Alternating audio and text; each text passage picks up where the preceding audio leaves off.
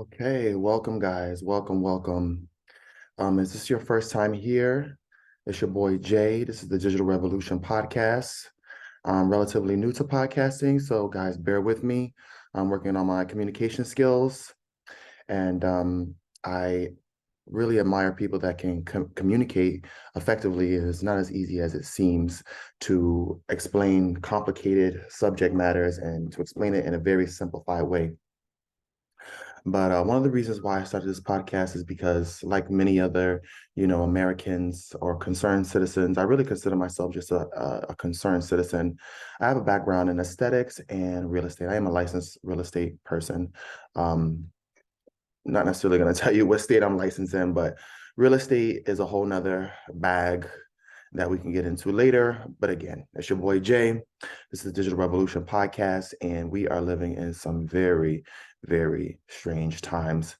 Um, I don't know if you guys are feeling it, but I think collectively we're just going through it. Be it, the mass shootings or government mandates or just an elite group of people. It's recording. Or again, if there's an elite group of people that are pulling all the strings. Um, in the last podcast, we were talking about how these other countries, the BRICS, are de-dollarizing and getting out of dollars, and how they just want to get out of dollars. They're not fucking with the dollars anymore. Excuse my language. I do tend to cuss a lot. I don't drink. Well, actually, I do drink, sorry. I don't smoke. I don't smoke anymore. So I have to do something, right? But anyway, so enough about me. Let's get right to it. So again, this is the Digital Revolution podcast. Hope you guys are following me. Um, let's get into the stock market. So let me share my screen. Hope you guys are following me. And if you guys could see this, this is the FinViz heat map. And this is kind of giving you an overview of the stock market. And we're going to pull up a chart pretty soon, but hopefully you guys can see this. Hopefully you guys can hear me well. And again, this is your first time here. It's your boy Jay. This is the Digital Revolution podcast. Thanks for tuning in. And we are going to just get right to it. And it looks like stocks are kind of flat today. You have the healthcare sector here. Looks like it's doing okay. But a lot of this is just smoke and mirrors. A lot of the stock market is just smoke and mirrors. The Federal Reserve, they basically can day trade this market, and they can prop up the markets up and down. Let me pull up the S&P 500 chart. We were going over Bitcoin. Hopefully you guys can see this. Let me brighten my screen a little bit. Hopefully you guys can see this. This is a Bitcoin chart right here. This is Bitcoin in US dollars. I don't want to get too deep into Bitcoin or any kind of conspiracy theories with Bitcoin. But it went down. Let's just see here. Bitcoin, it went down 77%, but we just have a little bump here. This is the 3-month chart here, and it looks like potentially some hardcore investors are going to be buying back Bitcoin because we're having some issues with the dollar. And you know that Bitcoin was created. Oh, let me go back.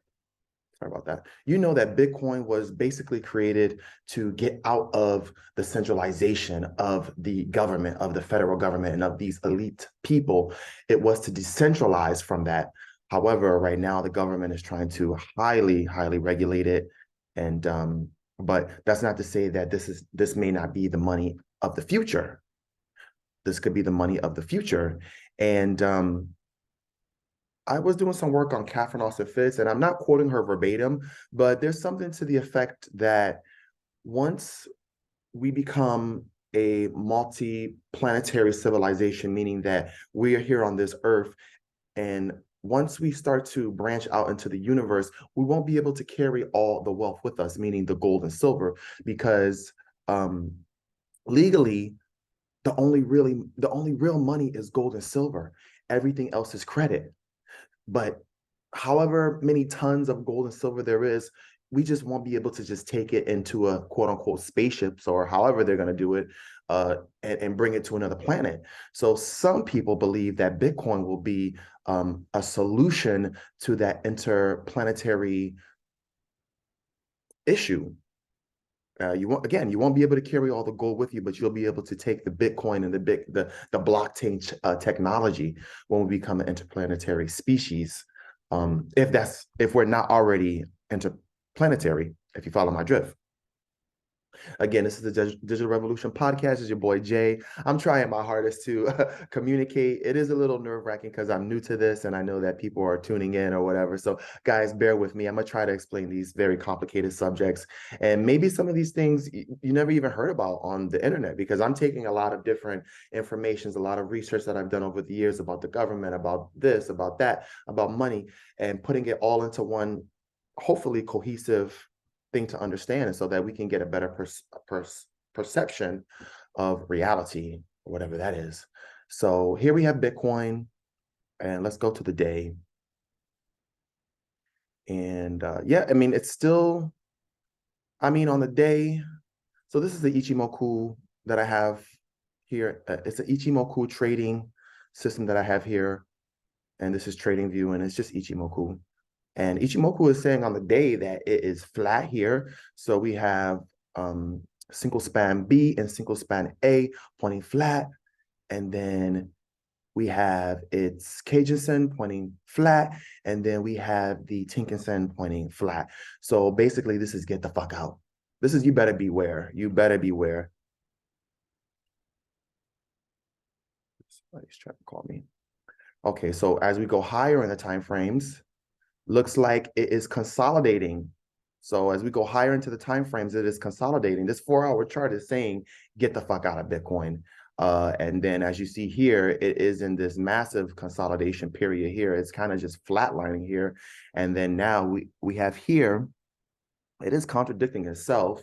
But again, this chart to me is saying, get out of Bitcoin, maybe just temporarily. We have here a crossover. If you can see that here, this is a single span A and single span B. The green one is on top of the red one, so it's a cross, but it's still very, very small. Me, I'm personally not in Bitcoin, and we're just gonna pull back a little bit. So yeah, let's see on the monthly. Yeah, so it's in bearish territory. Still has a long way to go, but I think that we might see a lot of big players and big moves and shaker, big money coming into Bitcoin. Again, this is not financial advice. I'm not giving any financial advice. I'm just simply reading what the chart says, and this is Bitcoin. Let's check the S&P 500. You guys can see here. It looks like, yeah. Let's check the S&P 500. So we're on a 1-month chart, and here you see this trend line, and it's kind of just bouncing above the trend line. We still have flat here. For the month, it is flat because this lagging indicator is starting to touch the price. So we're having a major consolidation in the S&P 500, at least on the monthly chart. Yeah, everything is flat here. I don't necessarily know if I would want to be in there. We have here this trend line, and I initially thought that the price would fall above the trend line, but something's going on where the government, or as you say, the Federal Reserve, is propping up the markets, and they are putting massive amounts of money into this market. They are definitely manipulating this market, and everything is pointing up, up, up. On the daily, the single span A hasn't crossed yet. So we have a Kumu breakout, and the price is not being supported above the Kumu, and the Kumu cloud is not necessarily thick enough yet. So this could be an unstable uptrend. Yeah, as we go in the lower time frames, we see here in the Kumu cloud, we see this little thin cloud. This is an unstable uptrend. So buyers beware. But as we get in the lower time frames in the 1-hour chart, we see here that the Kumu cloud is kind of getting thick, but it's flat here. So for me, and I'm not saying this is every trader, I do swing trade. This is not financial advice. I would say most people are getting out of these markets. There's a lot of volatility in these markets, and the market could crash at any moment. But it looks like the Fed is going to be propping up these markets. And here in the higher time frame, we do have some buying power. I mean, it's totally has broken out the Kumu. It has broken out of this Kumu cloud. And let's go to 30-minute. So yeah, we have a lot of thickness here. It looked like it's going up. This is very bullish for the S&P 500. Now, in these higher time frames, I try not to go above 15 because once you go, and higher, lower. Once you go in these lower time frames, the indicators start to break down. So the information that you're getting from these indicators, it just starts to break down. Let's check gold. What is gold doing? Let's check the price of gold. Gold is flat. Let's see if you guys can see the price here. We have gold at $1,985.80. Well, it keeps changing. Yeah, it's getting up there. It's getting up there. On the daily, though, it's saying that be careful. Yeah, it's consolidating with a very thin Kumu cloud here. Again, this is some unstable uptrend. I think that we're going to see gold go down. We're going to see gold go down. And I think that, and again, this is not financial advice. I think the market is just going to go up and up and up and up and up. And then something is going to happen and it's just all going to go down. According to Egon von Grers, who we quote a lot in this podcast, stocks are still overvalued. We still have an overvaluation of stocks. So there's gold here. And if we pull back gold, but if you were in gold, I mean, it did relatively well. It held its ground. It held its ground as compared to some other stocks. But again, this market is all manipulated. It's all just manipulation. These prices that we see here are not necessarily the real true prices. Let's see if we go to the gold bullion dealers. Let's see if we go to here. So yeah, here is the gold price right here, $1,997.95. Again, when you actually buy the physical gold, you're paying a premium on the gold. We have silver here at $24.20. Looks like it's down a little bit, but it seems as though that as we come into all this volatility, a lot of people they're taking their money out of the banks. They are taking their money out of the stock market, out of their 401ks, and they are going into actual physical gold and silver. However, these prices are being manipulated. This is not the actual true price, if you will. This is the spot price. And this spot price is manipulated by the derivative contracts. And we were explaining that the derivatives are just contracts on the gold, and it's multiple contracts, but it's just all smoke and mirrors at some point. And maybe we can get into Bill Holter in a little bit. As a matter of fact, let's go to Bill Holter and what Bill Holter says, but let's see what else we can extrapolate from the stock market. Again, I'm not in any of these markets. To me, this is all just smoke and mirrors. Yeah, you can make some money off of the market, but if the dollar is going to zero, then all of this is just confetti money in here. If the valuation of the dollar is zero, then what are these stock markets propped up on? Because when you cash out, the money, it's worthless. So I don't know. I'm not in any of these markets. So, but let's see what else. Okay, so we got the S&P 500. We went to gold. Let's see what the dollar is doing. Yeah, I don't even really follow this. This is all just smoke and mirrors to me. But let's see what the NASDAQ is given. NASDAQ is not in bearish territory yet on the monthly, and it looked like it went down, and it looked like they're all following this trend line, and they're holding support above this trend line. But this, again, is market manipulation. Let's go to, hope you guys can see this. Again, it's your boy Jay. This is Digital Revolution Podcast. Today is April 3rd, 2023, and shit is getting real bad. Again, I don't want to spread gloom and doom or this be any kind of doom loop, but the reality of the situation is really, really messed up. But let's hear what Bill Holter has to say. Bill Holter is another OG of precious metals. He is a gangster. Guys, pretty soon the government is going to deem this information that we're putting out there as illegal, and pretty soon they're going to crack down on these social media platforms and we won't be able to get this information. So, but let's see what Bill Holter has to say. Bill Holter writes and is partners with Jim Sinclair at the newly formed Holter/Sinclair collaboration. He has been following the silver market for decades. This is what he says. What I'm taking away from this is, if you go back to the original SVB weekend, that weekend, I fully expected them to be absorbed by someone. And it turns out I heard two separate stories. One, there were no bids. And the second one, there was one bid, which is basically the same thing. And what did Janet Yellen do? She stepped up and said that the Treasury would backstop and guarantee all deposits. So that's what, 17 or 18 trillion dollars. Now think about what she actually did.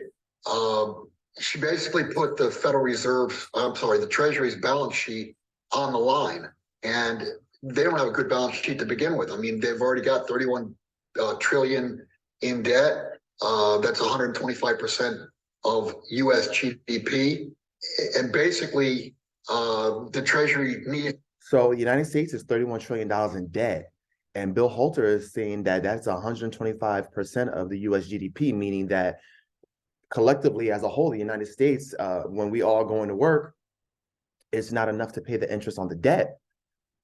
And I think this is all just by design, really. This is all by design to extrapolate all the wealth from the people and to make people bankrupt, poor, and reliant on the system. And once they are reliant on the system, that's it. You're going to have to comply. You're going to have to go with all these government mandates. It's a mess, but let's continue on with Bill Holter. Hopefully you guys are getting this. It's your boy Jay. This is the Digital Revolution podcast. Shit is getting real stinky. Okay, try to have a sense of humor in all this. To borrow over $1 trillion per year just to keep the doors open. So how are they going to come up with $18 trillion to guarantee everything? Then she backpedaled on that and she said, well, no, it's not the whole banking system. It's just the quote important banks. Well, first off, who gets to decide who the important banks are? We know it's Yellen, Powell, the powers that be. But what that's doing, or really the wealthy elite people that make all the decision. He's talking about the systemically too big to fail banks, which is the GSIB banks. I think it's like Goldman Sachs, Citigroup, Wells Fargo, corrupt. And a few other those too big to fail banks. And we're going to get a little bit more into that. Again, I hope you guys are following me. Sorry about my communication. I'm working on my communication skills, guys. This is not as easy as it seems to communicate some of these really complicated issues in economics. I'm not an economist at all. I have a background in real estate and aesthetics. But again, let's continue on. I think yesterday was PacWest came in the news big time. So that's another bank. What's happening is you're seeing deposits now leave smaller banks, regional banks, and go into the big banks because Yellen said, well, we're going to guarantee that. So what that's going to cause is basically a bank run on the smaller banks. This is a no. But I want to just kind of interject here because this is so interesting what they're doing.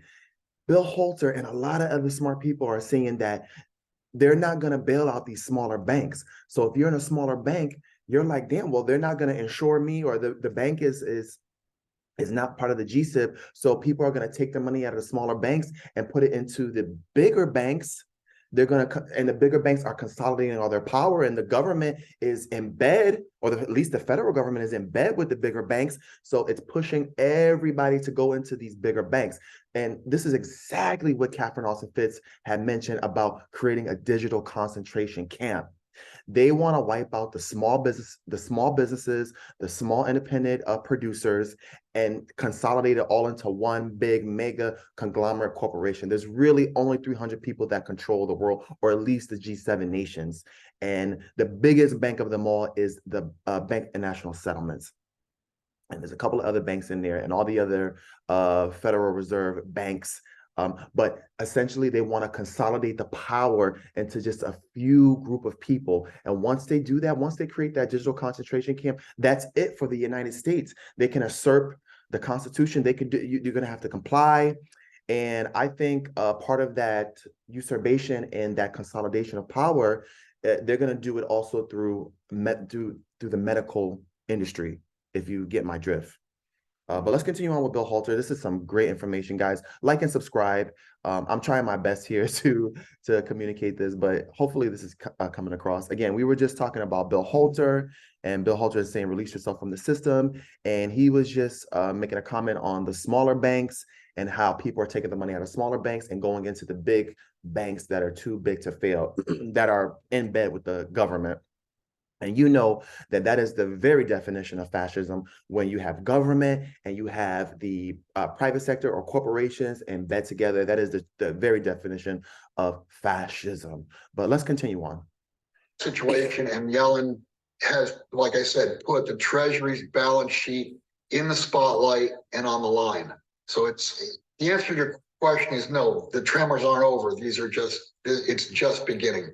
Oh, and one other thing, down again, let's look at Credit Suisse. What did the Swiss National Bank do? They stepped up and said, we're going to guarantee 100 billion. Well, I mean, that's not going to do it. What other banks, and that puts their balance sheet in the spotlight and basically as a target. So this is, when all this is all said and done, I think what you're going to see is that the problems, the black holes in the balance sheets of the banks, with treasuries, sovereign treasuries trying to backstop that, we're going to find out that the markets now are far larger than the central banks and the treasuries. And what's going to happen is when the banks go, so will the treasuries and central banks. So it's going to take. Yeah, basically the whole system is collapsing. And a lot of people are seeing this. A lot of smart people with credentials are seeing is that the government's just going to run out of money, and all they can do is print money. But these other countries, these brick nations are like, fuck this, we're getting out of dollars. The United States and the G7 nations, and particularly the banks and the elites, are weaponizing the dollar, and they're getting out of dollars. So let's just continue on. Going to take everything with it. My thought process has been they're trying to corral as much capital as they can in the big banks, and actually knowing at some point the smaller banks are going to go, and what they'll do is they'll bring forth the central bank digital currency. It'd be a lot easier to do it with. Oh, guys, that CBDC, guys, that central bank digital currency is a bitch. No fucking way do we want this. You hear me? No way do we want this. If we go into CBDC, which they're gonna do CBDC. They're gonna somehow do it. And I was saying on another podcast, if you have food stamps, if you're getting any kind of government welfare benefits, you already have CBDC. It's called EBT in some states. And basically you already have the CBDC, but it's just state. But with the CBDC is going to be the actual Federal Reserve wiring money directly into your account and getting rid of the middlemen of the states. But guys, we don't want this. And it looks like pretty soon the cash is going to dry up. So people are liquidating their bank accounts. They're liquidating their 401ks. They're getting out of the stock market because it's all just smoke and mirrors, and they're propping it up with fake confetti money. It's not based on anything. The money is going to zero. It's only 3 cents to the dollar. The money is what is the money worth? They are weaponizing the money, and they're controlling us to the money, and they're going into the CBDC so they can do away with actual physical cash because people are taking it out. It's only 10% of actual cash is in the population. The rest is all digital. but they want to go all digital. And guys, we need to push back on this. But I think that once they present the CBDC, it's going to be something else. And my particular opinion on this is that really the CBDC is going to be for the middle class, because the poor people are already on the government pensions, or sorry, not the government pensions, but are already on the government benefits. They already have CBDC, but it's called EBT. But as the middle class goes lower and lower and lower, they're going to need some kind of a bailout as well. They're going to need some kind of a government welfare, universal basic income. And guys, this is just a nightmare. This is a fucking mare. But let's continue on with Bill Holter. And you can understand why we all need to just figure something else out.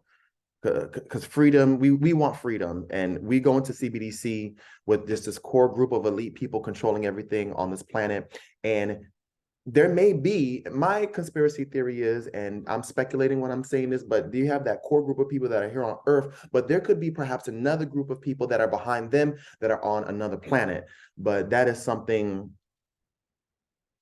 that's something that is, we'll have to talk about it another time. But hope you follow my drift here. Again, what I'm trying to say is that that core group of people here on planet Earth, they're doing everything to consolidate the power, but there's another group behind them.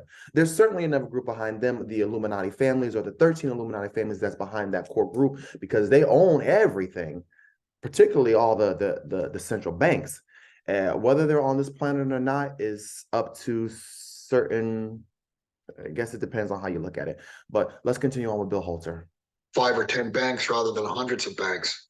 And then the other banks will have to join in. Before we continue, help us clicking that you. Okay, let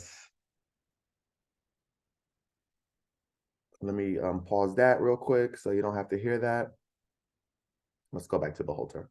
If you have. Okay, so they're going into a commercial right now. Let's just read some of the comments. Okay, so maybe there are no comments. But again, so why the commercial? Oh, well, you know what? That is actually Jim Rickards. Order 14067 Let's hear Jim was signed into law, and buried within it a potentially radical reform that threatens the financial security of more than 42.7 million Americans. You see, Section 4 of this order sets the stage for major. This is Jim Rickards. This is another OG he is a macroeconomist, and he is another OG. Guys, check these people out. This is really why I started this podcast, to kind of get all their information and consolidate it into one thing. But listen to what he's saying, even on the commercial.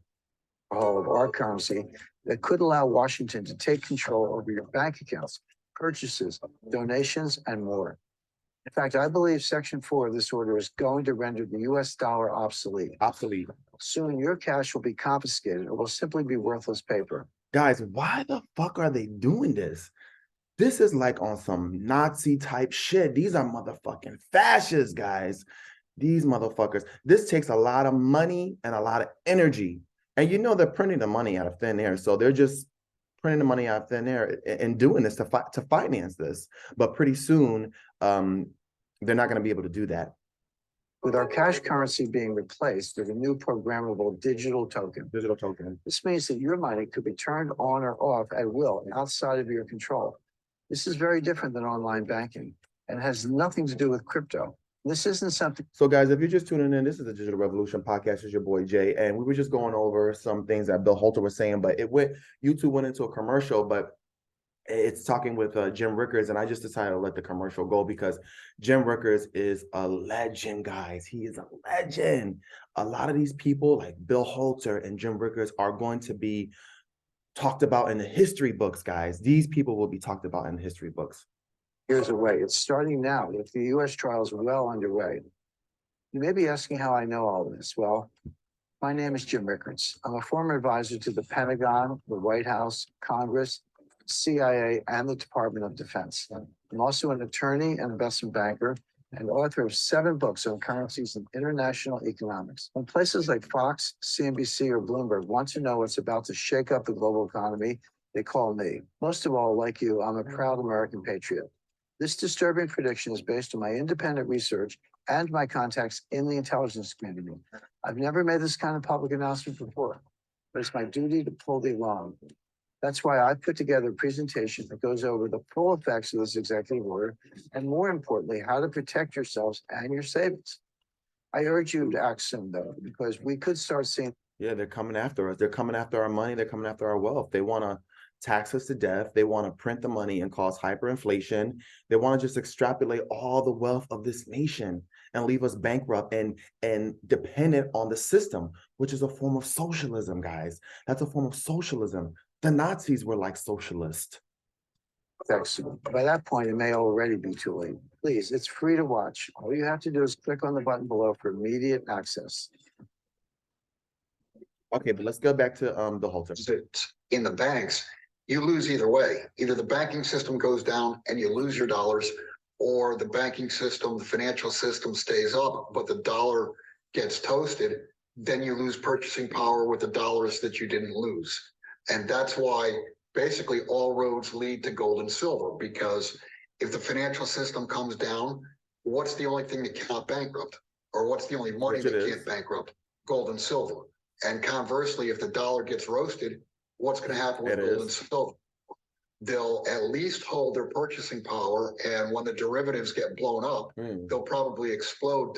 Yeah, we were talking about those derivatives, and maybe a good example of the derivatives is that everything you see here is a contract. Everything you see on this screen is a contract and can be manipulated. It's a derivation of the underlying asset. That's what the derivative is. It's synthetic liquidity, as Egon von Gress has stated. It's a way for the banks to trade with money they don't have, gives the bank extra money they don't have. And it's so many, they have so many derivative contracts on just, it's just really deep, the derivatives, but mostly they have derivatives on interest rates. But let's go back to what Bill Holter is saying, and I just wanted to make a comment on the derivatives because it's a very complex subject. But again, the derivatives are just contracts. You have the underlying asset. Let's say this telephone is the real asset, but then derivative would be the contracts on that underlying asset. Let's say these are the contracts, right? These little notepads that I have here. You have the actual. You can see that here's the actual asset, but then you have contracts on the asset, and essentially what you're seeing in the stock market is the contracts, and the banks, particularly JP Morgan, can manipulate those contracts and manipulate the underlying asset, the underlying price of that asset. So hope I explained that well, but I think if I can understand that, anybody can understand that.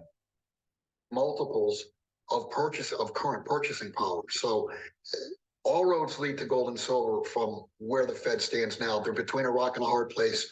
They only have two choices, and either choice is literally destruction of the standard of living here in the US.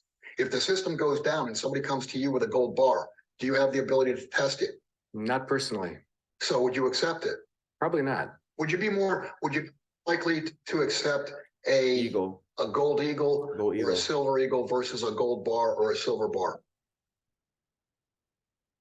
So this is why a lot of people are getting out of the stock market, liquidating their 401ks, getting their money out of the bank, and they are hauling their ass to gold and silver. And we're going to see, yes, JP Morgan and these banks are manipulating. They're keeping the price of the precious metals down, because a rising price of gold and silver is an indication of a failing currency. So if we see that the price of gold is going up, which it is, and it's holding at that support level, if it's going up, that means the government is collapsing. That means people don't have any faith in their government, have no faith in their currency.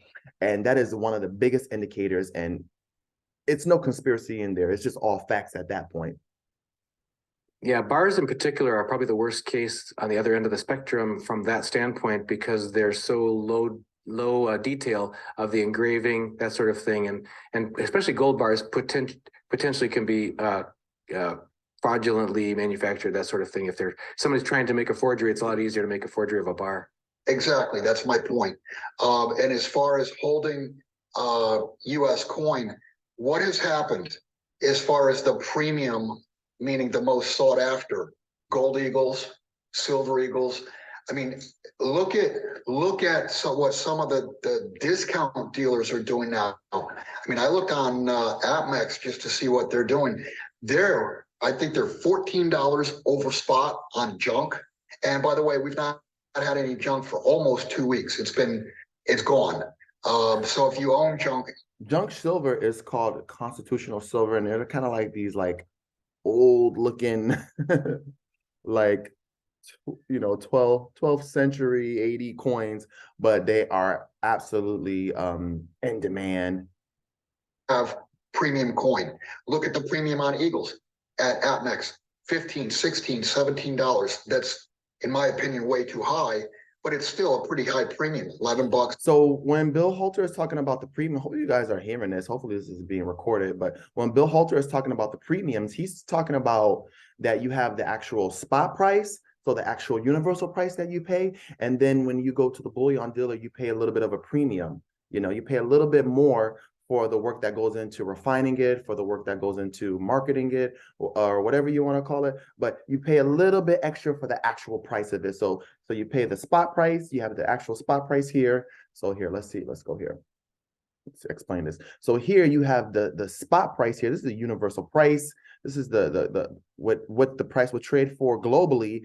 But then when you actually go buy the gold, you see here, let me see if I can go to a gold US Eagle coin and see what 1 ounce coin is trading for. Oh, these are beauties, guys.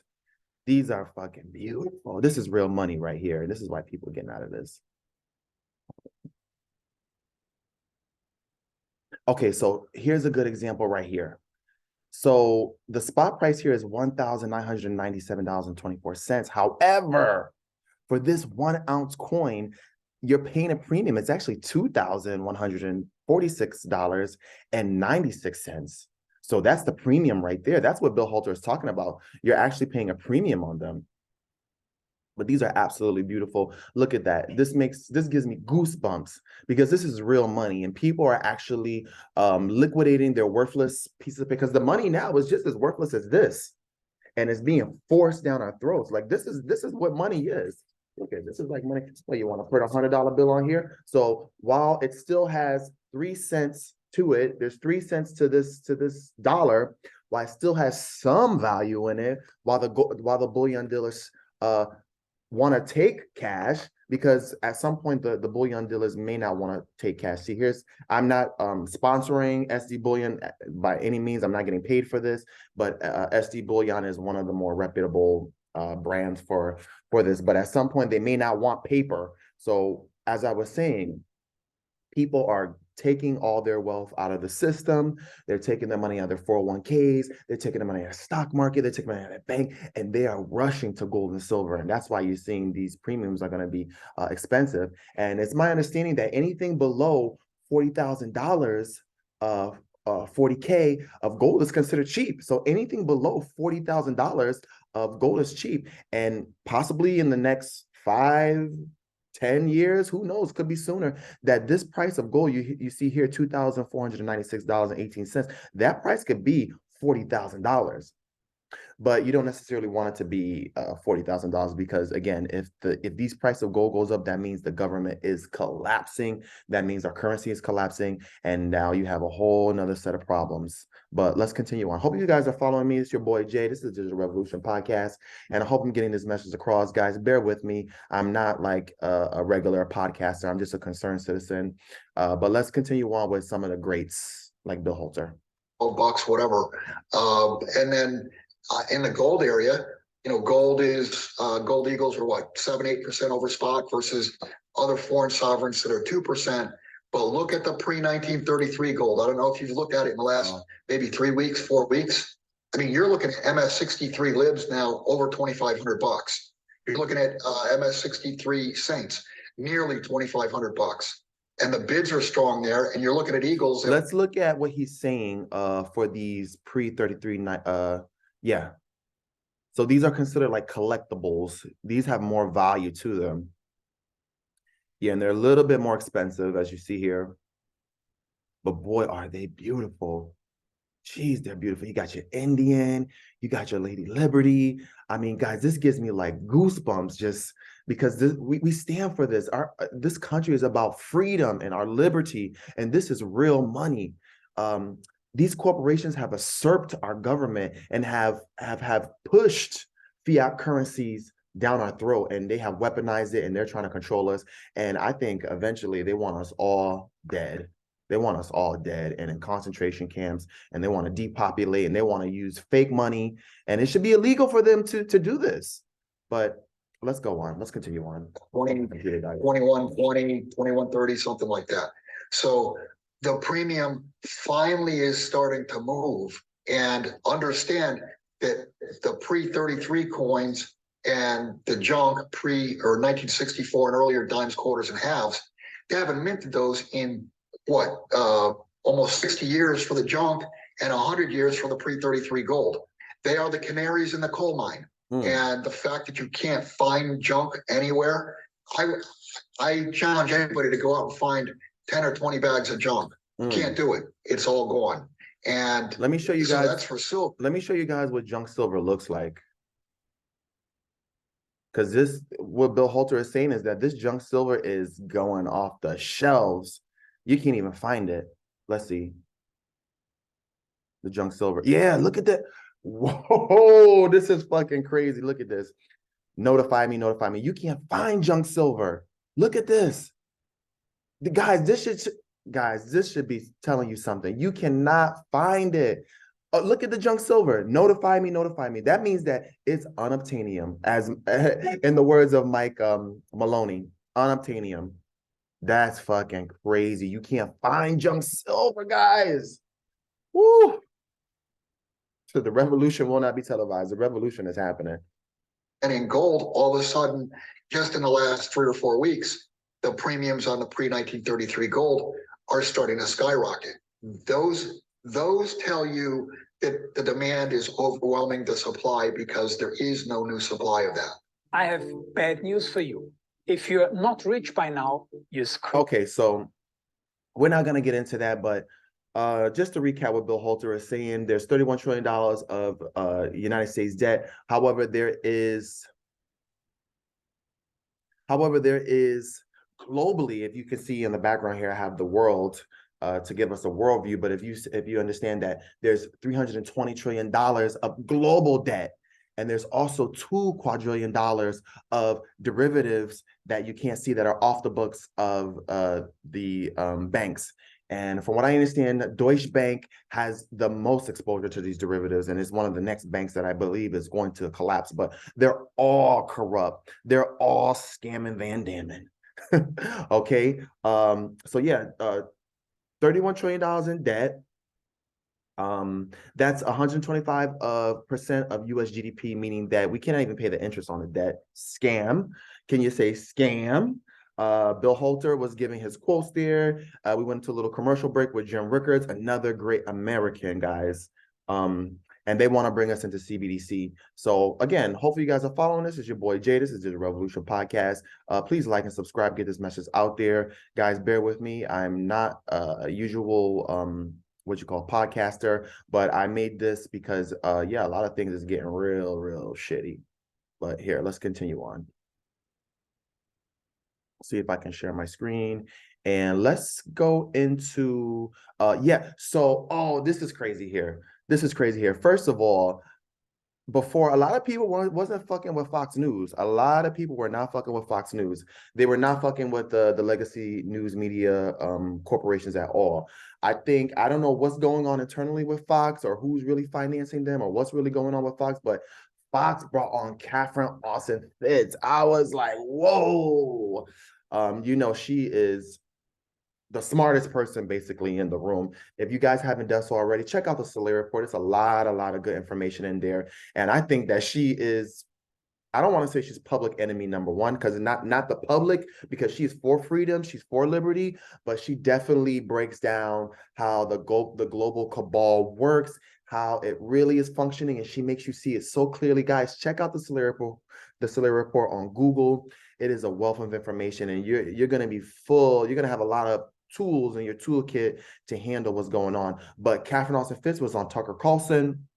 I don't necessarily watch Fox, but I thought that was very interesting. But let's see what Catherine has to say. Digital currency is central bank digital currency. Obviously, you have no power whatsoever. If they don't like what you're doing, they just shut you down and you're impoverished. It just happened in Canada last winter, so we know what the consequences are, and we know why they want it. So that couldn't happen, right? Well, we may live to see the day that it does happen. And here's the latest sign that it may be happening. The number of banks and ATM machines in this country are in steep decline. Far fewer than there were just a few years ago. And in some countries like Australia, They're going away at high speed. So this is not something that anyone voted on. This is something that they're just doing, whether you like it or not. So you can say we have cash, but if you can't get cash, then do you really have cash? So where's this going? That's the question. That is the scary part of it, because once there's no cash available, what the fuck are we gonna do? Do you really want to go to work if you can't get cash out of the bank, if the cash is just in the system? That's scary. Whew, boy, let me just go on, because this shit will make you go bonkers. We want to assess tonight, and we're going to with Catherine Austin Fitz, who has been monitored. As she founded the Solari Report. She's also the assistant secretary. There's Catherine, guys. She's a queen. She's a queen. Don't fuck with her. Nobody can touch Catherine. She's the smartest person in the room. You best believe she's the smartest one in the room. And the things that she has to say, take note. Housing Urban Development, and we're happy to have her. Catherine, thanks for coming on. So I think if you put this up to a vote nationally, most people would say, no, I may not use cash, but I'd like to have cash, because if there's no cash, then I have no control over my life. But it seems like this could be a way to affect the same outcome without a vote. So Tucker, the one of the bedrocks of freedom is freedom to do financial transactions, including privately, or freedom to do where you want to do and wherever you want to do. And unfortunately, as the financial system has become more and more digital, you see more and more not only invasive surveillance, but more and more controls. You referred to Canada, perfect example. And the reality, as the financial system gets more controlling and more invasive, it's a little bit like bringing up a corral around us. And CBDCs, central bank digital currencies, and vaccine passports or digital IDs are sort of the last shutting of the gate. It's hard for many people to imagine the risks here, because we're so used to living with financial. Okay, sorry about that. My power was going down and I had to get my light back on. So yeah, they're all saying the same thing. There's sort of like a theme, you know, of this core group of elite people just fucking ramming down the public's throat, these policies, these mandates, and at the same time extrapolating all the wealth from the people, from the sovereign nations, not just in the US, but all over the world. Wherever there's a central bank, they just go in there and they bankrupt these countries. And they're doing it with weaponizing the dollar. But I wanted to just say this, because Bill Holter was saying the same thing when he was talking about how, you know, they're with the smaller banks, the smaller banks are not necessarily going to be insured. And so that's creating a lot of fear in those smaller banks, and people taking the money out of smaller banks and putting it into the too big to fail banks. They're creating a digital concentration camp. So let's hear what transaction freedom. And we don't understand that when this gate closes on us, we literally will be sitting in a system where the central banks believe that our assets belong to them, and they can dictate where we can spend money and what we can spend money on. The important thing to understand. What the fuck? I really would like to interview Catherine, because if they put us in a digital concentration camp, those elite people, those core group of people that are on the planet Earth, because there's more of us than there are them. If they do this to us, then what kind of money are they going to have? Are their money going to be outside of the system? Or is it that they are printing all the money, right? They're printing all the money via the central banks. They can create money out of thin air just like that. And then they're buying up all the resources and the assets, and then they're going to push a digital system on us while they have all the resources. Central bank digital currencies are not currencies. It's a financial transaction control grid. And it gives the ability for the central bankers, and they've said this publicly, the ability to not only set the rules centrally, but enforce the rules centrally. If you don't behave, you can have your money turned off. Ain't that some shit? Fuckers. Keep hearing people on television say cash is for criminals. Why would you need cash if you're not doing something bad? Why are so few financial journalists pointing out that actually if cash goes away, so does any power you might have had over your own life? Well, I find a lot more journalists are beginning to understand and are beginning to not only write about this and talk about this, but do documentaries. We just had a new documentary done here out of the Netherlands called State of Control, which does a great job of explaining the invasive nature of this control grid. I think it's very hard for people who've grown up and enjoyed Western liberty and human liberty to imagine literally that we're going into a system where literally our homes. Hell fucking no. Like there's a God in heaven. We're going to get through this. Like there's a God in heaven that we're going to overcome this because this is some bull fucking shit. Fuck that. You know? As communities become digital concentration camps. So if you've enjoyed liberty, it's very hard to, perceive this iceberg before you hit it. And that's why it's so important. And I commend you for talking about CBDCs, because we need to not let the propaganda persuade us that one, this is convenient, or two, that we need this, or three, we need to understand not only the dangers of CBDCs, but the opportunities if we start to reverse financial tyranny. We've seen the financial system engineered using the federal credit to increase inequality and centralize political and economic control. And guys, that's unfair. That is not fair. The system is rigged. They shouldn't be allowed to do that. It should be unconstitutional. It should be illegal, and they should be brought to trial for that. And even though they're explaining this on this platform on Fox, and I applaud Fox for doing that because I was never always fucking with Fox. For whatever reason, they're kind of turning it around. But excuse me, we don't necessarily see how this is affecting people's lives, but I know it is affecting my life. It's affecting people that I know's lives, and little by little, the nothingness, as they say, is spreading to everyone. It's affecting our families. It's affecting our children. It's affecting how we work on the jobs. People are getting poorer and poorer and poorer and poorer and poorer, but it makes them reliant on that system that is basically bankrupting them. And well, I just love Catherine Austin Fitts, so hopefully she gets this. We love you, Catherine, but let's hear what she has to say. Shrinking our wealth, and it's shrinking our economy. We have debt growing and central control growing much faster than the GDP. That can be reversed. So the opportunity of rejecting financial tyranny and financial transaction control. So Catherine is saying that this could be reversed, that there's still hope and opportunity out there. And I think, again, this is the Digital Revolution podcast, and we're just going over some of the greats here. And let's just hear what she has to say. I don't want to make this too long, so guys, bear with me. Hope you guys are enjoying this. Like and subscribe. Let's hear what Catherine has to say. Is so important. And all over the United States, there are great state legislatures working on legislation and passing legislation to protect our right to use cash, increasingly talking about state bullion depositories, state sovereign banks. There are many people doing this. And if you look at what they're doing. Well, they're saying that the bullion dealers like SD Bullion and these other bullion dealers, they're becoming like the hedge funds, because what do these hedge funds have? They're all in dollars, and if you have $1 billion and it times zero is zero, like Lynette Zane says, if you're a hedge fund and you're sitting on billions and billions of dollars of just cash, yeah, they might have some hard assets, but even those hard assets will go down in value once everything collapses. But if you're sitting on billions and billions of dollars, then you have nothing. Okay, wait, what is it saying? It says minimum order value has been temporarily set to 500. Okay, so now they're putting minimum order values because, yeah, again, look at this. This is the junk silver. Sorry if I'm jumping around, but hopefully you guys are getting this. Stock market is looking like it's flat today. But yeah, you can't get no junk silver. And so maybe this is a time for you to get your weight up and start stacking. But anyways, let's continue on. Catherine Austin Fitts. Who's this guy? Okay.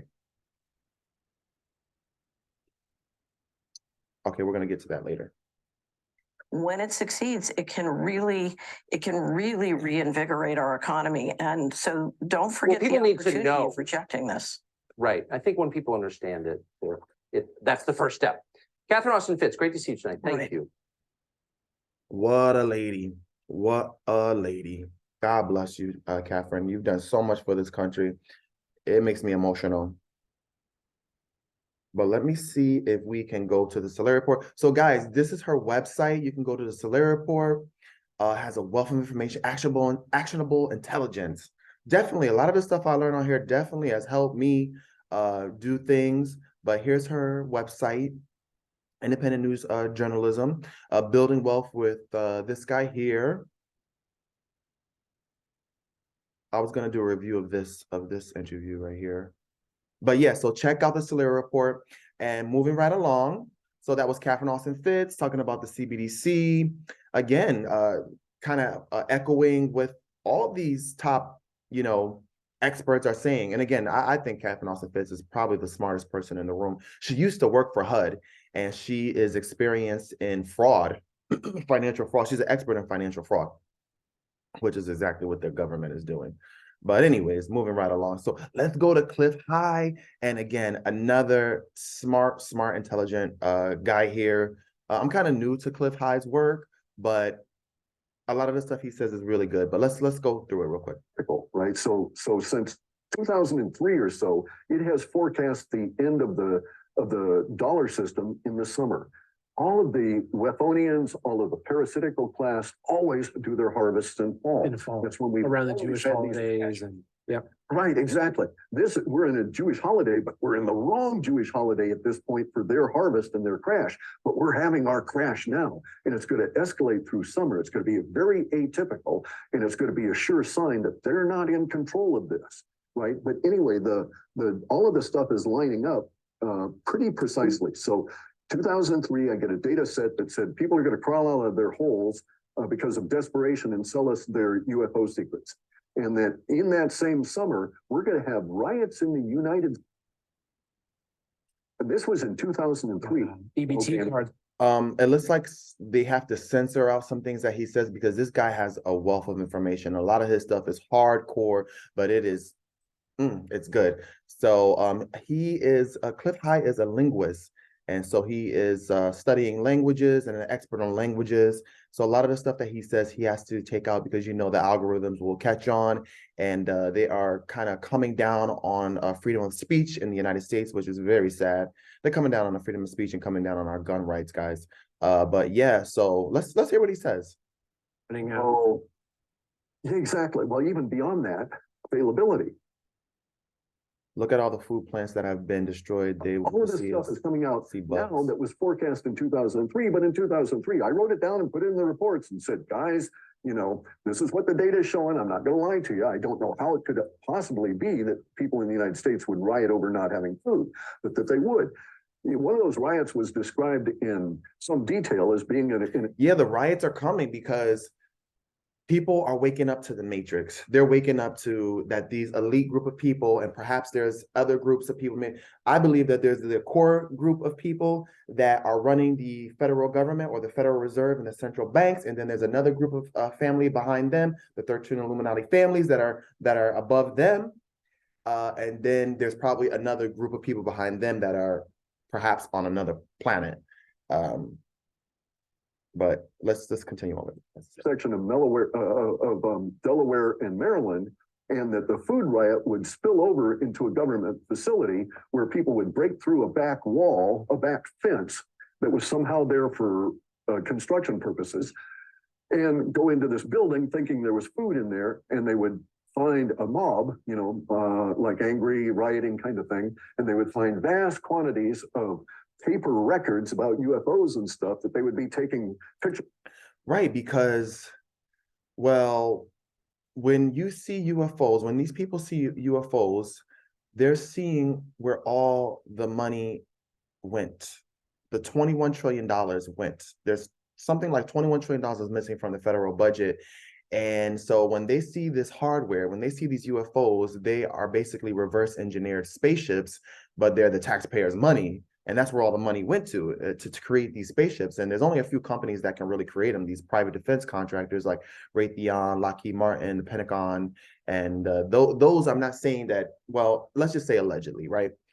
Because I don't know what I cannot say on this platform, but essentially what you're seeing is you're seeing the taxpayers' money. It's billions of dollars of taxpayers' money. Now, some of them are the government reverse engineering the spaceships, and then some of them are real. And I tend to think that a lot of the stuff that you see on UFOs, most of it is fake, but then maybe there's that tiny percentage, like maybe less than 10% that's actually real. And I tend to believe that this is an interdimensional thing. It's interdimensional, that sometimes these spaceships are present here in this dimension, as well as another dimension. So it's interdimensional. So they're crossing, these beings and these spaceships are crossing. And who's to say that on these motherships there's not, United States military on some of these motherships? Again, we'll get deeper into what this UFOs and these beings are. I'm not here to, promote anything, or I have my own experiences, but I think we did, we did an episode, I think it was episode 2 with Kim Kardashian and predictive programming and how they're predictive programming for aliens. So probably one of the next distractions is going to be aliens. Now they're going to present the fake ones, but that's not to say that they're not real ones, that they're not real aliens, and that people getting abducted is a real thing, that there are people getting abducted by these aliens. Now, whether some of the abductions are aliens or they are, I know this sounds crazy, but whether some of these people that are getting abducted are aliens or whether it's some kind of a program, government program, the thing of the matter is that when we talk about aliens, we're talking about something spiritual, and we're talking about something that's interdimensional. But that the government has been experimenting and reverse engineering their technology. And this also has to do with Stargate technology as well, that the Stargate technology is out there.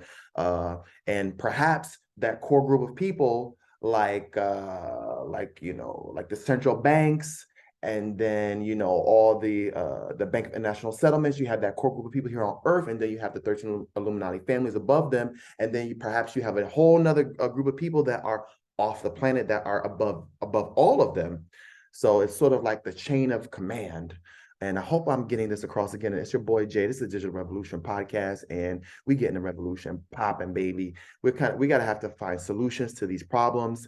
And let's just hear what Clif High has to say again. Hopefully you're following me on this. So bear with me, guys. With their phone and dumping online and passing out to people, and this huge unexpected disclosure would occur. And that would happen in July or in August or September, late August or early September. And damn, look, we're in a year where there could be food right. That's next. I think that's next. Deep holes in May getting their paycheck and it not be there in June.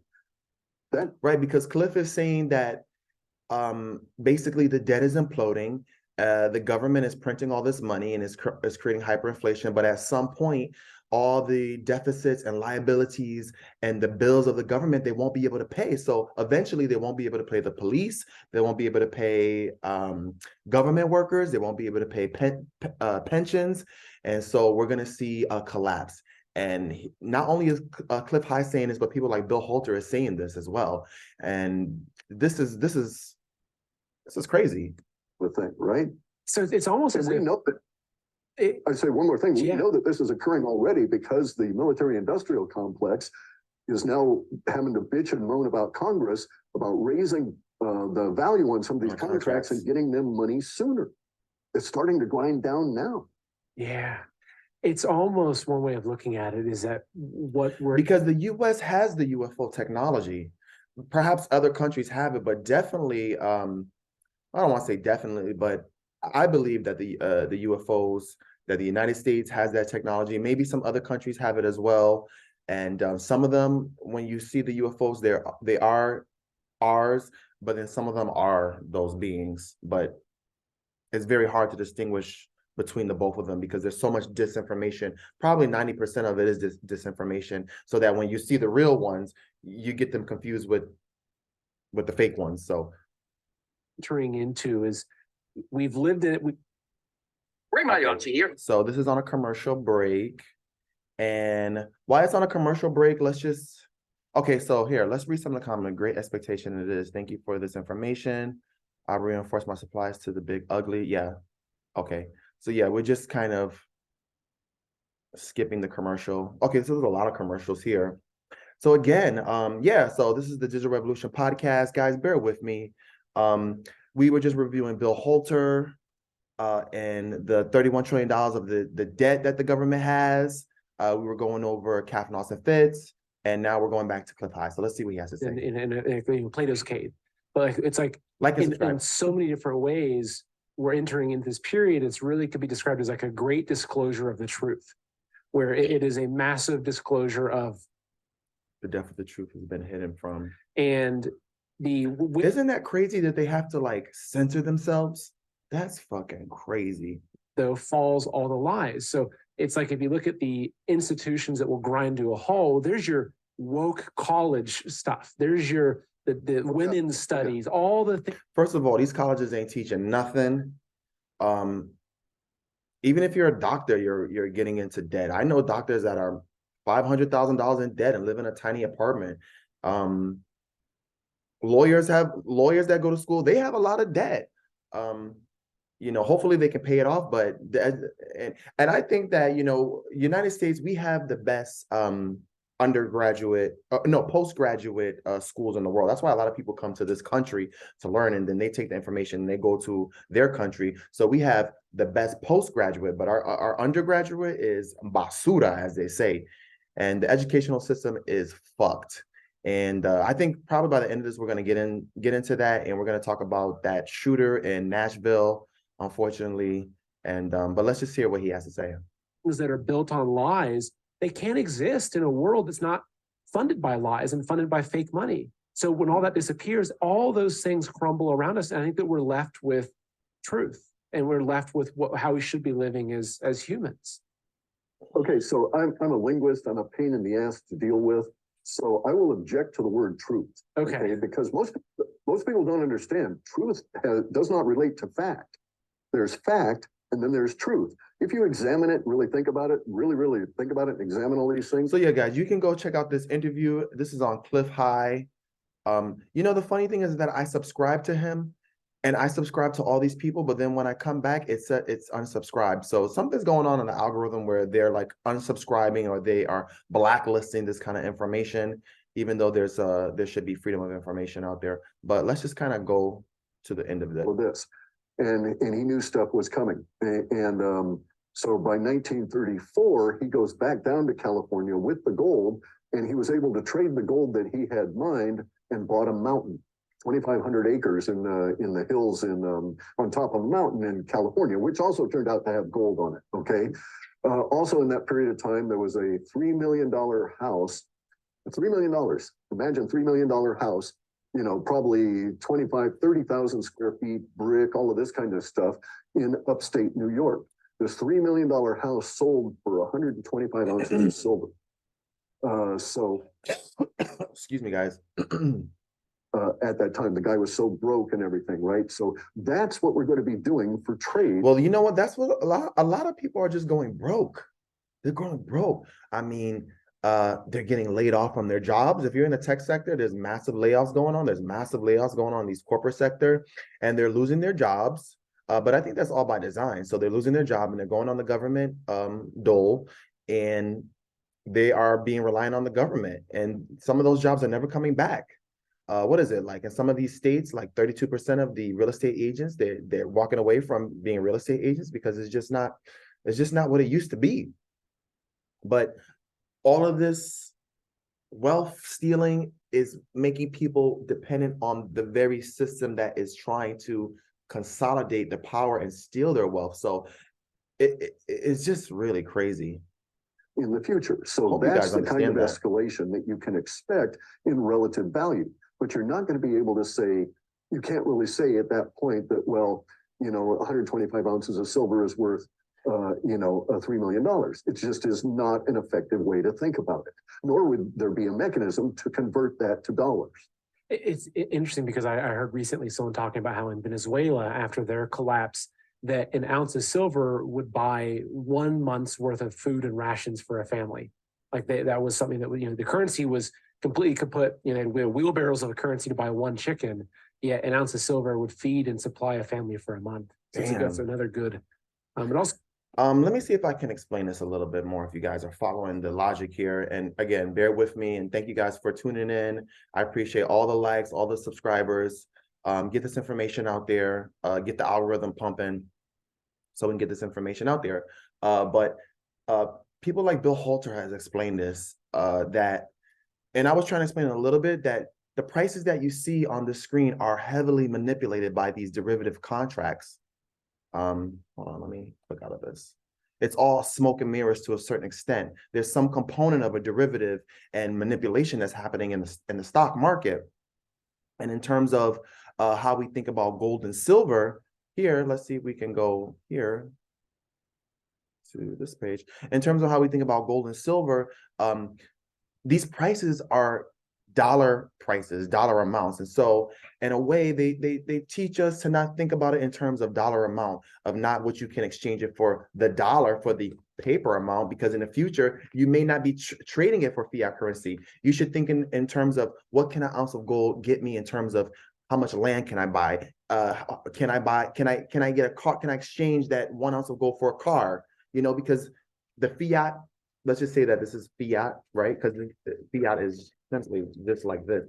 It's just simply like that. This is exactly what fiat is. It's just confetti, but it's what you can exchange it for. Okay, so how much land can I buy with this ounce of gold?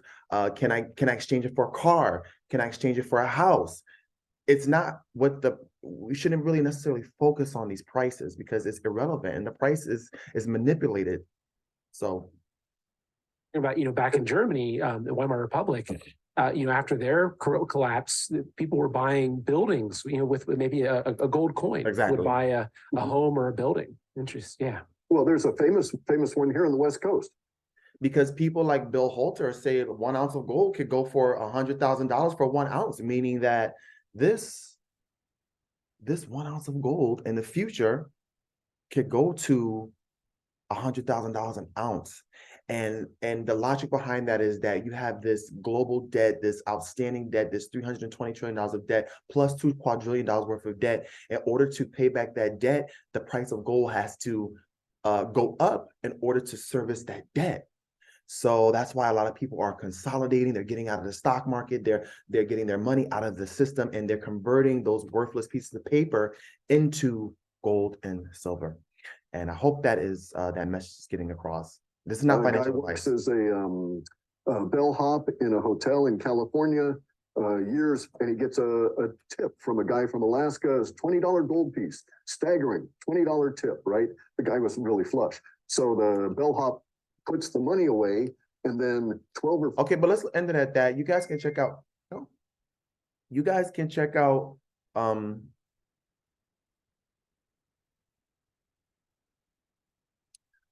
So sorry about that, but you guys can check out this interview. It's a great information in there, really great information in there. And if you want to be part of that movement, let's see what else we got. Okay. Oh yeah, I wanted to tune into this guy real quick. Let's see here. This is again Kitco News, Fed Outlook, Inflation Point, Banking Crisis, Central Bank Digital Currencies, Resisting CBDC, Hidden Agendas.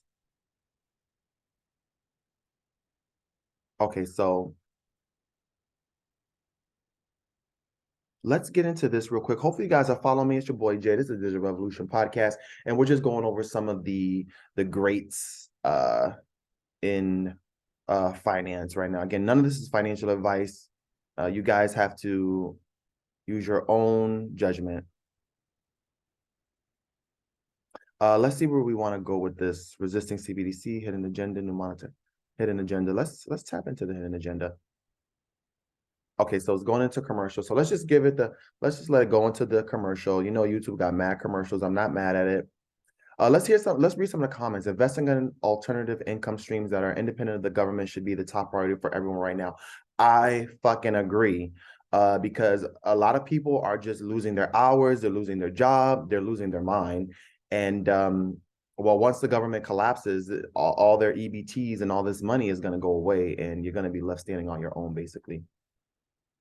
Okay, let's hear what he has to say. Chain and crypto conferences. This is Kitco News. And then similarly, people will say, oh, well, they have an agenda. They want to talk up Bitcoin.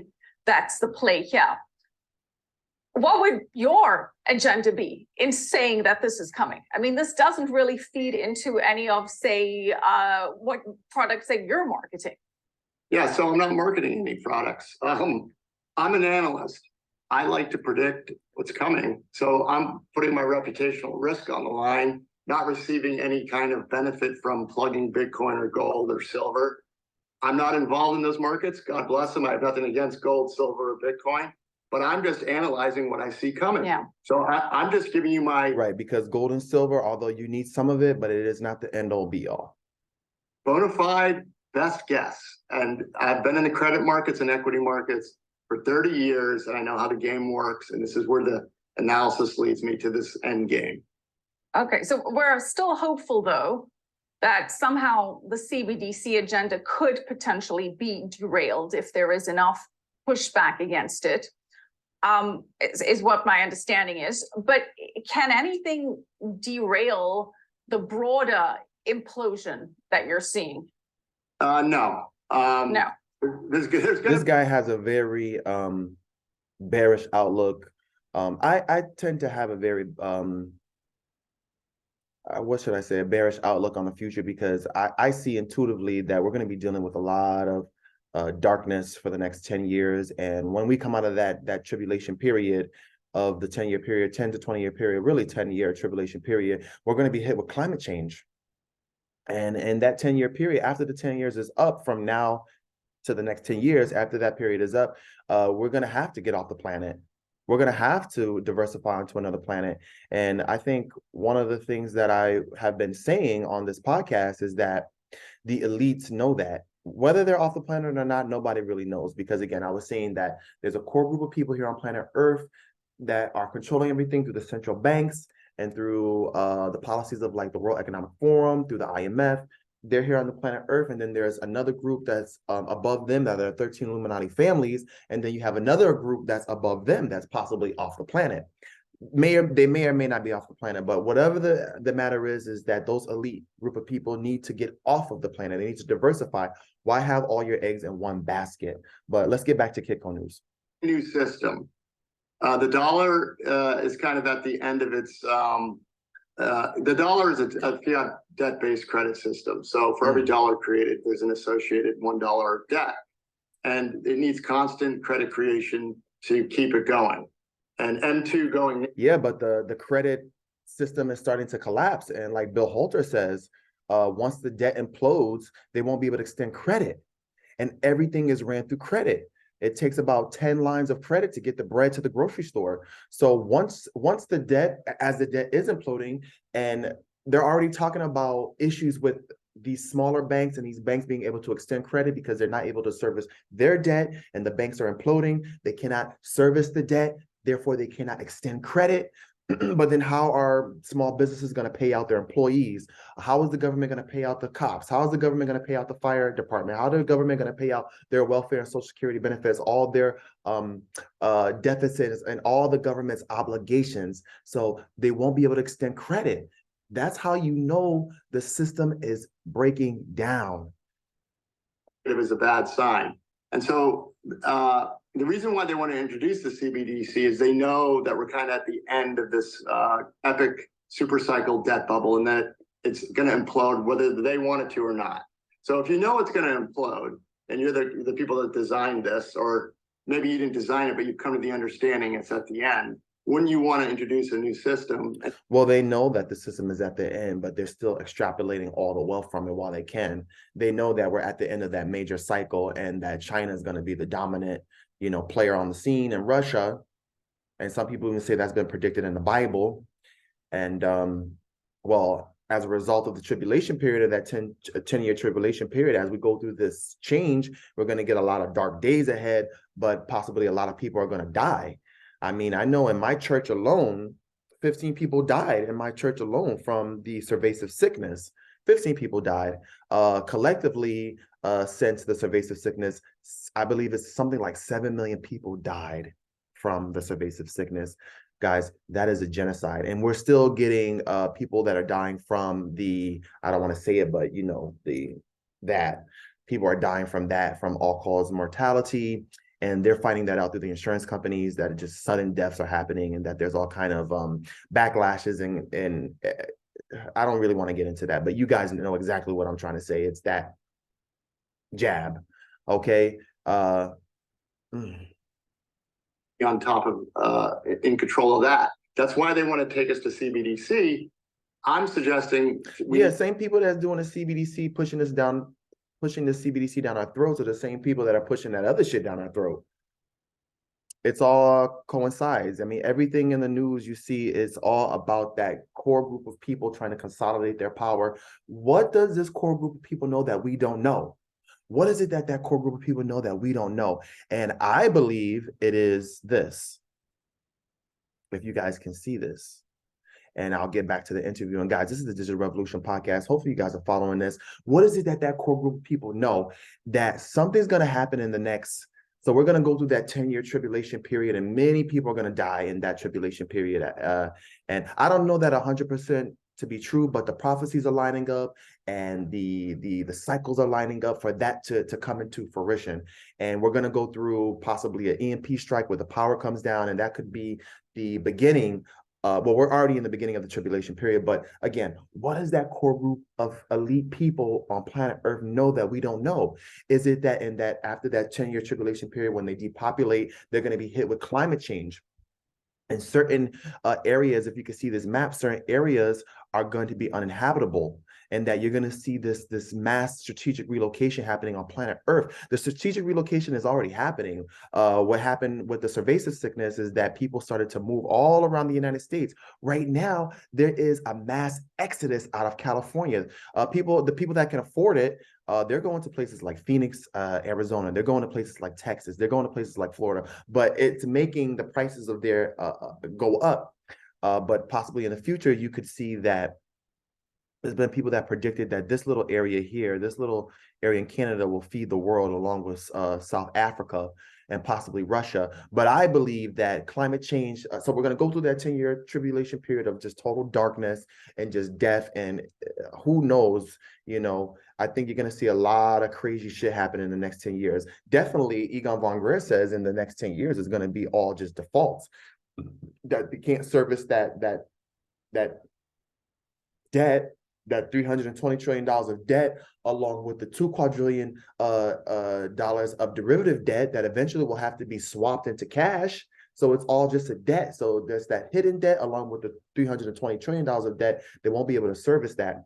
And then after that 10-year tribulation period, they're going to be looking for resources. So I believe that the G7 nations fighting through Ukraine, this proxy war, they want to overthrow Russia. And if I was Putin right now, I don't know how Putin is sleeping right now, but they say that if they assassinate Putin, if they take out Putin, the next people that come after him, they will easily push the nuclear weapons. They don't give a fuck. They'll push those nuclear weapons. And that is what we're dealing with right now. This landmass of Russia feeds about, or it has about 70% of the natural resources, and they give it all to these European countries here. I believe that the G7 nations, after that tribulation period, they want to, those G7 nations, including the banks in Switzerland and all the G7 central banks and the Anglo-Saxons here in the UK, they want to overthrow Russia. They want Russia. Now, China is a whole nother beast. You know that the current administration has ties to Ukraine, that there were money laundering, allegedly that there were money laundering in Ukraine, and they have those underground bases, that they were doing bioweapons here in Ukraine, and they're money laundering. They're printing the money and bringing it there and then laundering it back here, along with some of the banks in the Vatican. But again, what is their relationship with China? Even though they have these BRIC nations, does Russia really trust China? Who really owns China is going to be one of those things that I will talk about in this podcast. Who really owns China? It looks to me that China is just one big fucking experiment. It's just one big experiment. Yeah, they have all the manufacturing there, and the United States put all their manufacturing there. But look at how they treat their people there. They have a the CCP party, the Communist Chinese Party, is fucking crazy. And Clif High says in the interview that they are slowly but surely infiltrating the United States and infiltrating our Constitution and going over our constitutional rights. But again, that core group of people, for whatever reason, they know something that we don't know, and that could have something to do with how the planet is going to change in the next 10 years. We're going to go through that tribulation period, and after that, we're going to be hit with climate change. So we're going to be dealing with bullshit for the next 50 years. Once we figure out and we put our differences to the side, because we're going to have no choice, because we're going to be dealing with catastrophe after catastrophe in the United States. Once we come out of that and we decide, hey, we got to work together and figure out that this core group of people that are kind of consolidating everything through the banks, we need to get rid of them. Yeah, they're going to go in their underground bunkers and they're going to try to get off the planet. However, they do that. But they want to eventually have the resources of Russia, because Russia is going to be a strategic resource for the planet, for planet Earth in the near future, for whatever they believe is going to happen that has to do with climate change. And I hope you guys understand that. But let's get back to Kitco News. Protest that, and we the people, the global citizens, need a seat at the table of the new monetary system. Because, for years and decades, the monetary systems are hashed out in backdoor rooms. Bretton Woods, there's been a couple of those. And then we delinked from gold in the 70s, and we had the petrodollar. And that gave... Bretton Woods was in the 70s when when Nixon decided to get off the gold standard. And that allowed for the federal government, or more so the Federal Reserve, because when we talk about the Federal Reserve and the federal government, is two different things. The Federal Reserve is a private institution that is owned by the Rothschild and owned by commercial banks, and certain other countries like the Saudis allegedly have a share in the Federal Reserve Bank. But it is the Rothschild. The Rothschilds own the Federal Reserve, but that's not to say that the federal government is completely different. When we talk about the federal government, we're talking about the Department of Justice, or we're talking about the Department of Defense, we're talking about the Pentagon, we're talking about HUD. That is the federal government, not necessarily the Federal Reserve. The Federal Reserve is a private institution that is able, they have the license to print the money out of thin air, and then the United States Treasury issues out bonds, and we give those bonds in exchange for fiat currencies. And that's why we have this global debt, or that's why the United States is in such debt, because we're essentially borrowing money from a private institution. Us the ability to print unprecedented amounts of money and borrow, as we basically exported our dollar-based fiat system to the globe. So that the globe has basically been funding the US's lifestyle for 30 plus years. So we need to figure this out. The question is the general population going to be aware of this, or enough of us that we have a seat at the table? If we don't have a seat at the table, then we have to create a new table, and that's where the Bitcoin blockchain folks come. Well, that's why all these countries is like, they're not fucking with the United States anymore. They're getting out of the United States. But who really knows what the BRICS is really about? Is that just like playing into something? I guess we're gonna have to find out. But just like how all these other countries are de-dollarizing, getting out of dollars, so are the sovereign citizens of the United States. They're also de-dollarizing and getting into actual gold and silver, and in this instance, Bitcoin. So those are the three asset classes that it looked like it's going to be going up, that the value is just going to transfer from fiat, and then the next asset class is going to be gold, silver, Bitcoin, and land and business. If you can grow something, if you can produce something, if you can bring growth and production back to the United States, you are going to be rich. And there'll be a black market economy, if we go the route of the CBDC total control. That's my guess. Again, I'm just analyzing. You're just analyzing. I get it. No vested interest in any sector or any asset class here. But if a CBDC is inevitable, you foresee a black market where potentially gold is used, Bitcoin is used, both are used. Yeah, there'll be something. And if they win, I'm going to be part of the resistance. Yeah, I will declare myself. I'll be part of the resistance. My two gentlemen, Carlos and Yuri, at my firm, we're working on the magic juice vaccine issue. We've done a lot of work there, but we've done that all pro bono. We're going to next set up a hedge fund, and then we're going to use that to fund alternative systems down the road. So we're already thinking ahead. We're thinking of there's going to be other systems, and we're wargaming that out. So. Okay, but again, before we get into, the potential of a central bank digital currency and everything that may entail, because again, that is still potentially preventable, although you're seeing the groundwork being laid with digital IDs becoming more and more prevalent, and that links to needing a digital wallet, and that links to central bank digital currencies, and you're seeing a breakdown of the system, which, as you say, creates the correct setting for a great reset, if you will. But somewhere along this process, you have said that you still anticipate the dollar, that you still are ultimately long on the dollar to fail up, I believe, was how you described it, especially as we have a global sovereign debt crisis with other economies being impacted by what's happening. So explain that scenario. So the dollar is the world reserve currency at the moment, and there's $15 trillion of debt in US dollars. So as the dollar goes up, it's an indication of, you know, credit stress globally and potential sovereign debt defaults eventually. And if you're, now people ask me, is the dollar going to go away? Is it going to go to zero? The answer is, I don't know. But what I do know is the Federal Reserve wants to sit on top of the new world order, whatever that is. So people say, oh, is the Fed going to disappear? No, the Fed is trying to direct and control whatever comes next. So I don't know what's going to happen after the dollar. But you think they give a shit about people? You think they give a shit if people lose their jobs? You think they give a fuck about us? They only care about themselves. Whether it's a world central bank digital currency, I don't know. But what I do know is if you're in charge of the current system, you're not going to raise your hands and say, oh, golly gee. I see this in my family's lives. I see this playing out in my friends' lives. People are becoming destitute. People are losing their jobs. They're losing their homes.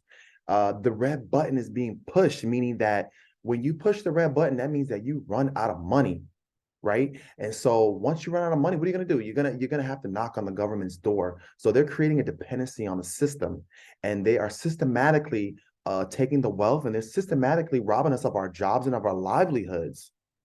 Sorry about that and walk away. You know, you try to control and reestablish dominance. And unfortunately, the central bank system it's a system that's inherently unstable, and it's led to wars in the past. I see kinetic wars on the horizon, not just Ukraine. I see global conflict as a result of the dollar failing up. Well, let's break that down, because we are seeing a de-dollarization trend following the Russia-Ukraine conflict, the increased weaponization of the dollar. We're seeing many countries. Okay, so again, those elite group of people, those people that run the G7 central banks, they fucking want Russia. Think about it. Think about it. If you know that, there's going to be issues with the planet and how you're going to feed people, and climate change is going to fuck up everything. It's like, fuck that. It's like the Bloods and the Crips. It's like, fuck that. We're going to take your fucking land. Fuck you. And this war has been fought for, they've been fighting with Russia this is not the first time, since the 12th century. Okay, but let's continue on. Hopefully you guys are following this.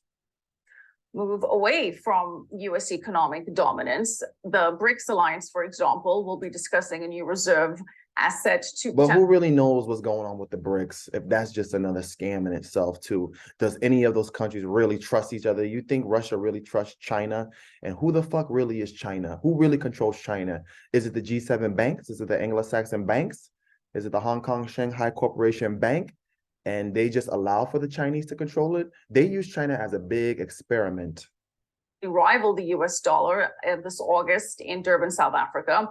We're seeing new alliances being formed very rapidly. Chinese President Xi Jinping recently concluded a visit to Moscow. Right before that, China mediated the resumption of diplomatic relations between Saudi Arabia and Iran.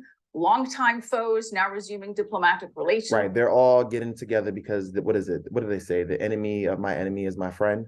So they're all kind of just de-dollarizing, as they're saying. Again, this is a Digital Revolution podcast, guys. Hope you're following this. Please like and subscribe if you are digging this information, and let's continue on. Countries have expressed interests in joining the potential BRICS alliance, big commodity powers here.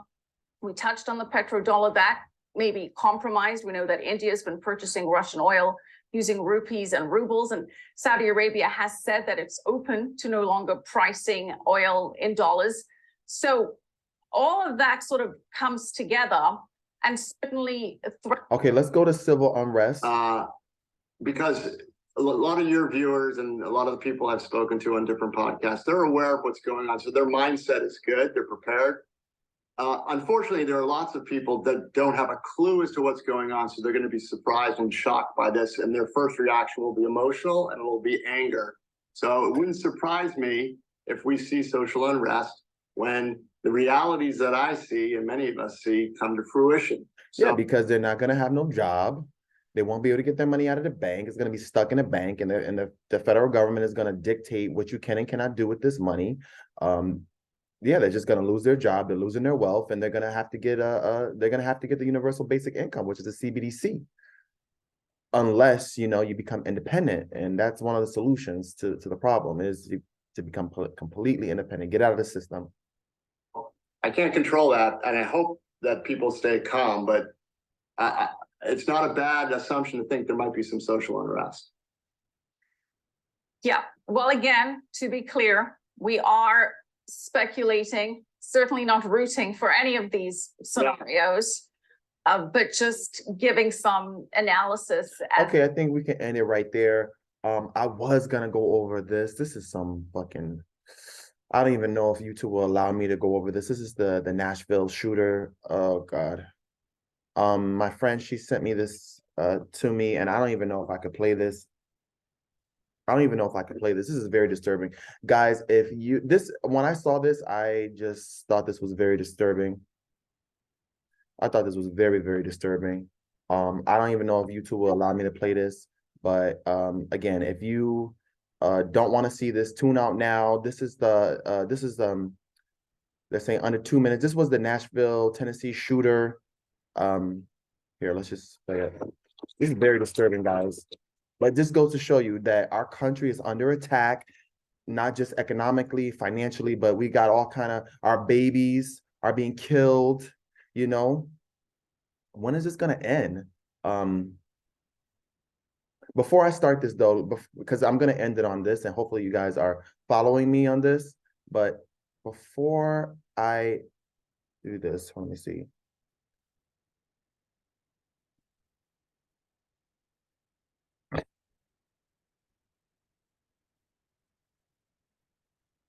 I was gonna show this in another podcast, but me and my friend we did another podcast, but for whatever reason it just didn't work.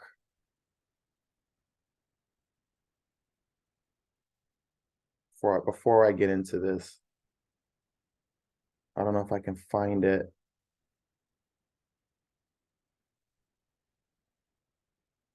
Guys, bear with me. Hopefully it's still recording. Yeah, it's still recording. Okay, so bear with me, guys. I'm looking for some statistics on gun violence that I thought was staggering.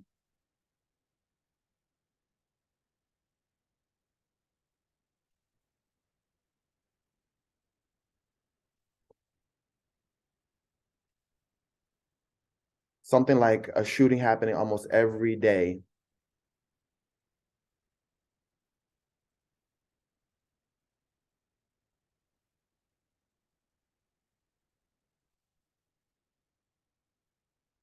If it will allow me to go in there. Guys, bear with me.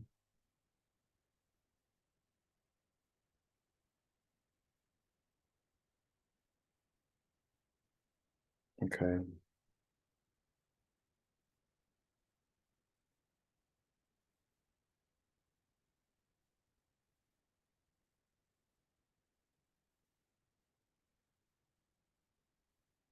Bear with me, guys.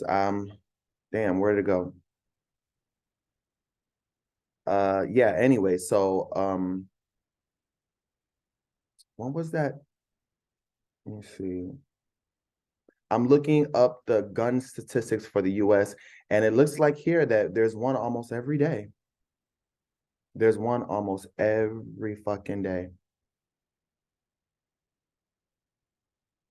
Before I go into this disturbing video.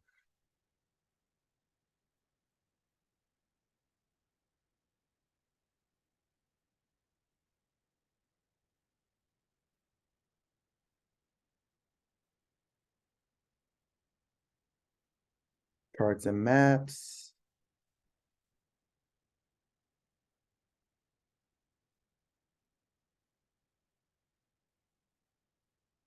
Reports, home, past year.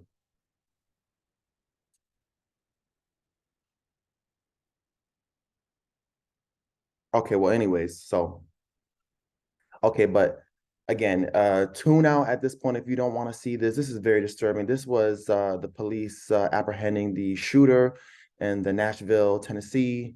Let me see if I can get this here. Again, this is very disturbing, guys. I couldn't, it made me cry watching this. But let me see if I can find it.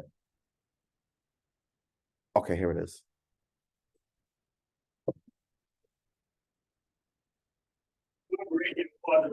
No locked door. Where did they go in? First floor, first floor, first floor. Hold there, y'all. Somebody hold there. Get that door.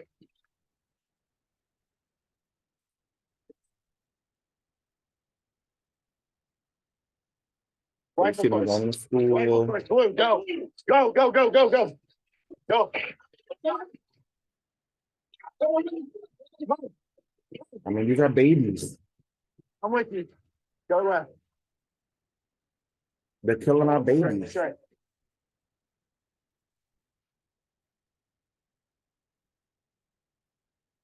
Right here. It's locked. Go. God bless you, police officers. Shout out to the police officers in Nashville. Get that stairs. Get the stairs. Go stairs. Go stairs. Go. Go, go, go, go, go, go, go, go, go. It's crazy. But watch what happens at the end. This is so fucking disturbing. Shots fired. Shots fired. Fire. Move.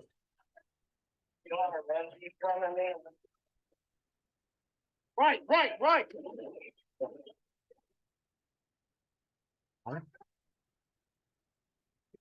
Push to the LPVO. Push to the LPVO. Go right.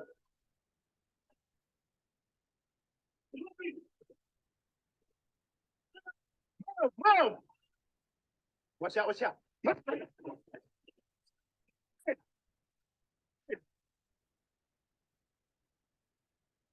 Watch left. Watch left. Suspect down. Suspect down. Look at that. Phil. Hey, hold the air. Yeah, guys. So let me just stop sharing the screen here. Again, very disturbing.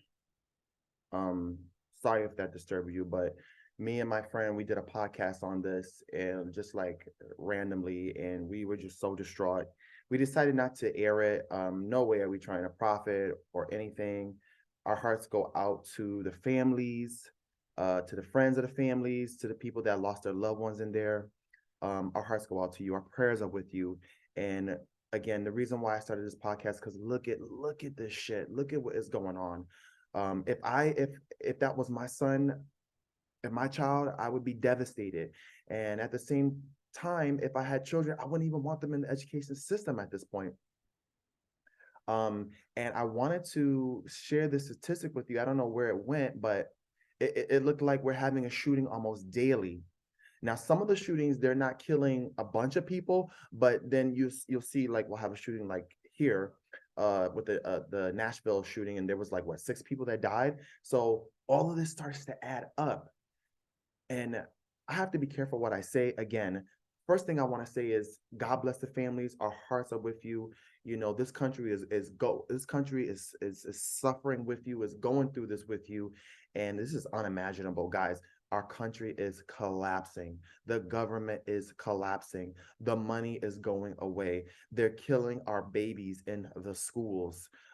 They want to take our gun rights away. The schools are no longer safe. If I had a child, I wouldn't want to put them in a public school. First of all, it's not like they're learning anything. These are becoming indoctrination camps. And again, I'm not trying to be political, because sometimes when you're digging for the truth, you know, it sounds political. I'm not a Republican. I'm not a Democrat. I consider myself an independent free thinker, more of a moderate. And I think a lot of us are just trying to get to the truth. So I have to be careful what I say. Again, our hearts go out to the families and to the friends of the families and to the school. And shout out to the police. our hearts and prayers are with the police, and we thank the police for what they did, and we do not want them to defund the police. They want to defund the police. Yeah, of course, there's good and bad in every company, every corporation, but we need to reward those good people because they are keeping the law and order. And we're becoming a society, I'll give my closing thoughts on this, that we're becoming a society of lawlessness, that those core group of people at the top are doing things illegally, and our country is being eaten up. These mass shootings are happening almost every day, and this is in addition to the pervasive sickness taking out 7 million people, and then you have these mass shootings taking out our babies, and then you have the jab taking out people. This is starting to add up to be a genocide, and you know that the government. And I'm not saying that the mass shootings relates to anything in the government, but maybe it is. I have to be very careful what I say. But the end result of all of this is that eventually they want to take our gun rights away. They want to take the freedom of speech away, right? They're doing that, and they're trying to pass that bill. We went over in the last episode. I think it was called Bill 686, where basically anything over the internet they can deem it as unlawful, right? Or illegal, and the government can censor what we say over the internet. So pretty soon they're going to do something with the internet where we can't get this information out there, right? Hopefully this is still recording. Again, it's your boy Jay. This is the Digital Revolution Podcast. I'm just giving my closing thoughts. Thank you guys if you stayed with me this long. Hopefully we covered a lot of things. We covered the stock market. We covered Catherine Austin Fitts. We covered Bill Holter. We covered Kitco News. And then I'm just giving my closing thoughts. It is very, very sad. I woke up disturbed. And yeah, we don't want the police to be defunded. We need to reward people like this. Like, these guys are going in there risking their lives. Shout out to the police department, because if something were to happen to you, the first thing you're going to ask is God for help, and then you're going to call 911. So again, not all, there's good and bad in every company and every corporation, and they need to reward those police that are doing good. And figure out an issue with the police that are doing bad. And I don't want the police to be defunded, because if something were to happen to me or my loved ones, I would want the police to help us. And but it looks like pretty soon that with all the deficits that we have, all the debt, that we can't service the debt, and credit not being able to be extended, that at some point the government won't be able to fund the police. They won't be able to, and maybe that's why they want to defund the police, because they don't have the money, right?